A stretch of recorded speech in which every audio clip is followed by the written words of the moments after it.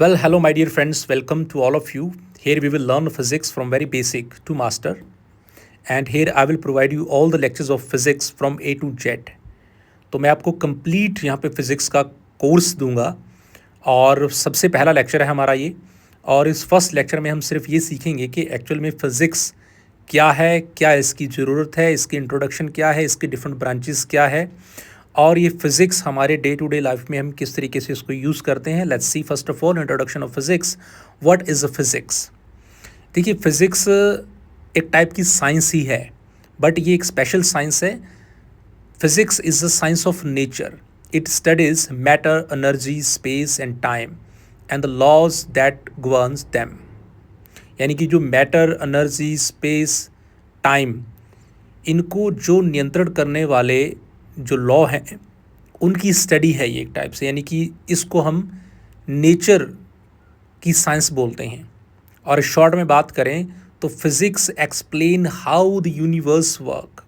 यानी कि हमारे चारों तरफ जो ब्रह्मांड है वो कैसे काम करता है, तो इनके डिफरेंट लॉज किस किस कैसे काम करते हैं, कोई फोर्स कैसे काम करती है, कोई एनर्जी कैसे काम करती है, कोई चीज़ मूव कैसे हो रही है, ये सब। फॉर एग्ज़ाम्पल अगर हम बात करें, कुछ जो स्टैंडर्ड रिजल्ट्स हैं उसको हम डिस्कस कर लेते हैं। जैसे मान लीजिए apple falling from a tree, ये explained by the gravity, Newton's law बड़ा फेमस है।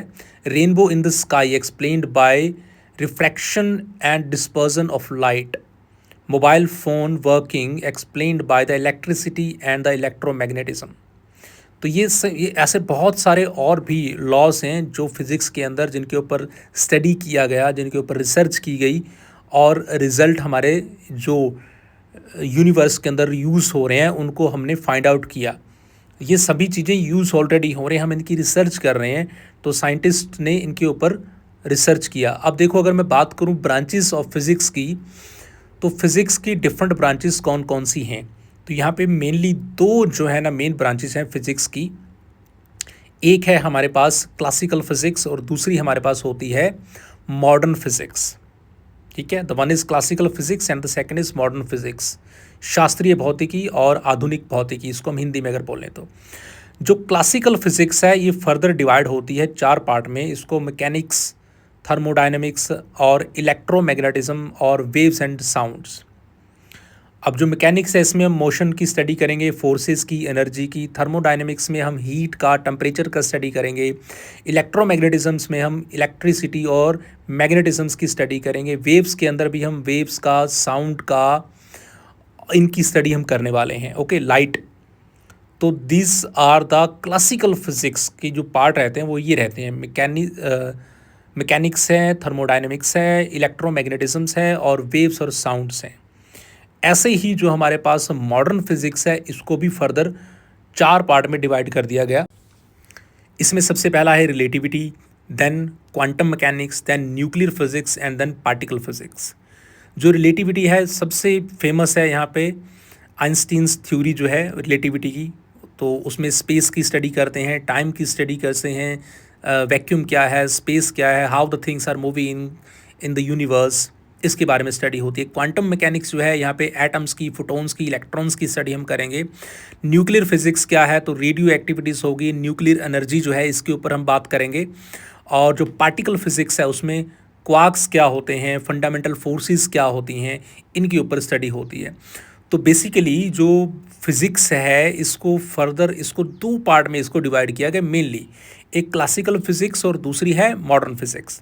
क्लासिकल फिज़िक्स मैंने आपको बोला कि चार कैटेगरी हैं इसकी। मैकेनिक्स है, थर्मोडायनेमिक्स है, इलेक्ट्रोमैग्नेटिज्म्स है और वेव्स ऑफ साउंड है। और ऐसे मॉडर्न फिज़िक्स के भी चार कैटेगरी हैं। रिलेटिविटी है, क्वांटम मैकेनिक्स है, न्यूक्लियर फिज़िक्स है और पार्टिकल फिज़िक्स है। जितने भी फिज़िक्स के टॉपिक आते हैं वो लगभग इन्हीं के अंदर ही इंक्लूड होने वाले हैं। तो अगर मैं बात शुरू कर रहा हूँ, हम देखो बिल्कुल बेसिक से पढ़ने वाले हैं फ़िज़िक्स को। मैं आपको पहले भी बता चुका हूँ कि आप मान के चलिए कि आप क्लास 5th से हम स्टार्ट करेंगे, तो क्लास 5th से लेके एमएससी तक की हम बात करेंगे कि फ़िज़िक्स को क्या क्या चीज़ें किस किस तरीके से हमको पढ़नी है। अब स्टडी फ़िज़िक्स की क्यों इम्पोर्टेंट है? To understand the natural phenomenas. अगर आपको, जैसे ही आप सोचते हो कि नेचर कैसे काम करती है, कोई वाटर कैसे काम कर सकता है, वाटर के अंदर एनर्जी कैसे है, हवा के अंदर एनर्जी कैसे होती है। तो ये सब चीज़ें हम फिज़िक्स से जान पाते हैं। टेक्नोलॉजी को अगर आपको क्रिएट करना है, न्यू फ़ोन्स करनी है, सैटेलाइट्स करनी है, कार बनानी है, आपको एआई को डेवलप करना है, ये सब कहाँ होता है? फिज़िक्स में होता है। To develop logical and problem solving skills, तो ये फिज़िक्स की और भी बहुत सारी फिज़िक्स को हमें क्यों पढ़ना चाहिए ना। तो physics is a very very important science. कोई अगर आप टेक्नोलॉजी की बात करते हो, आप इंजीनियरिंग की बात करते हो, तो without physics it is impossible.